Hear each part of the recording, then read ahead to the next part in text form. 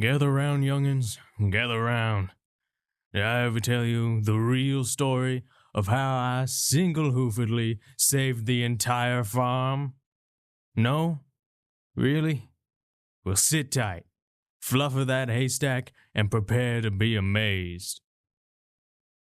The bull puffed out his chest, nostrils flaring dramatically. Shilly Sheep's eyes widened in excitement. Sean Sheep just sighed quietly.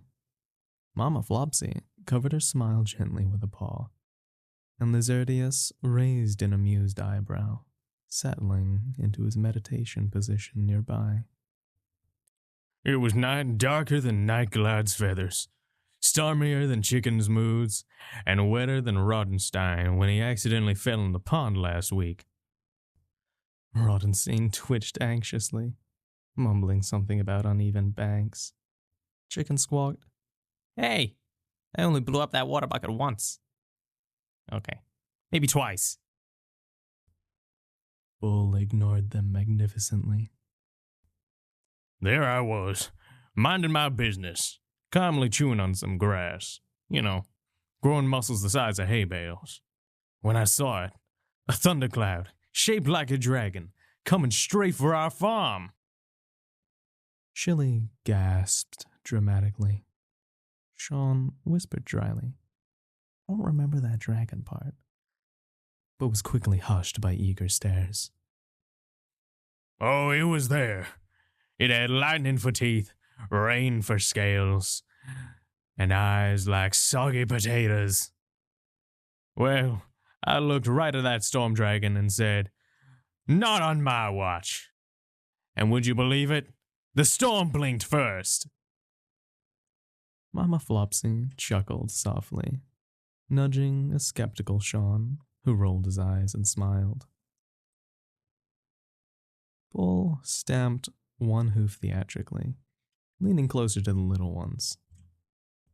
But that wasn't even the worst part. Suddenly, kaboom! The whole river tried to escape through Granddad's special floodgate. And that gate was made of the strongest steel, made by Granddad himself, from bits of old tractors, rusty buckets, and probably Nightglide's old feathers. Nightglide, perched overhead, tilted his head softly, as if silently protesting. The bull quickly carried on.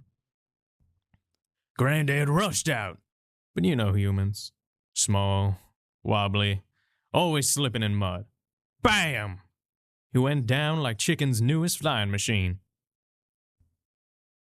Chicken fluffed up indignantly, muttering, Hey, that last one almost worked. Poor Granddad was down, out cold, water rising fast. And that's when I realized this was my moment. With a mighty roar that shook the trees and made Farm Dog lose his whiskers. Farm Dog sighed heavily. My whiskers are fine. I charged through my own fence with such force that splinters are still landing somewhere on the other side of the world. Straight at that floodgate I went, horns gleaming, muscles bulging, bravery radiating from me like sunlight. The lambs and ducklings stared, wide-eyed, mouths hanging open. And then, kids, came the impossible part. That steel floodgate weighed more than Grandma's Sunday dinner and Lizardius's longest nap combined. It swung open, and I caught it with just one hoof. Mama Flopsy gently corrected him. Actually, dear, you did use one hoof. Bull insisted dramatically.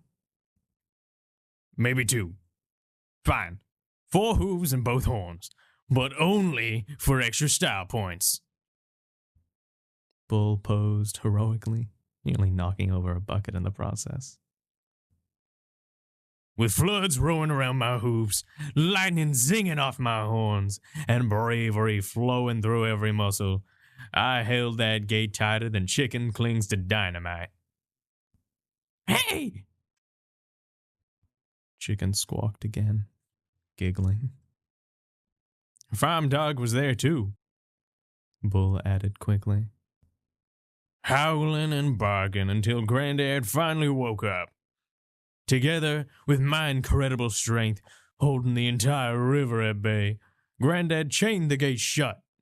And then, just as I was about to ask Granddad if he needed a hooftograph, he collapsed again. Bull leaned closer, voice dropping to a dramatic whisper. Now, listen closely, kids. This is the tender part. With the gentleness of a butterfly and the strength of 10,000 thundercloud dragons, I picked up dear Granddad and carried him all the way home. Uphill, against the wind, through rain thicker than your mama's wool coat, Shilly. Shilly's eyes glistened with awe. Sean just buried his face in his hoof, laughing silently. When we got home, Bull concluded proudly, the whole farm cheered louder than Rottenstein when he finds lost cheese. And to this day, this very day, the gate has 2 perfect holes shaped exactly like my horns. Granddad even painted a heart around them. True story.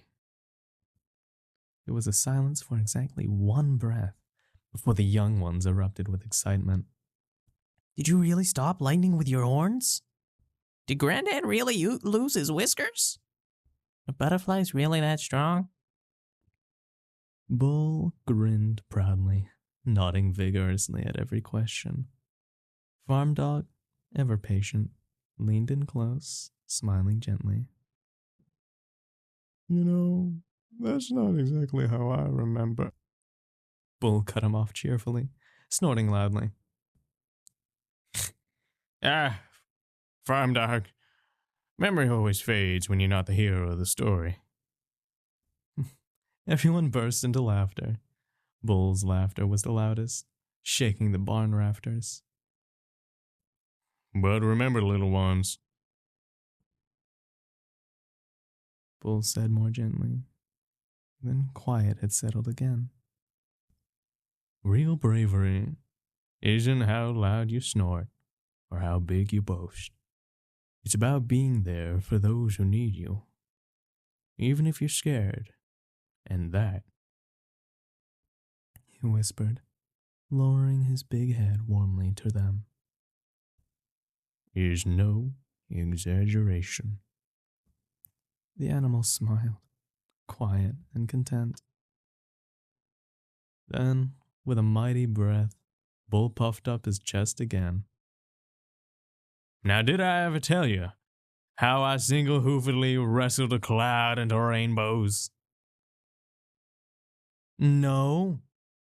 Everyone shouted together, laughing and groaning.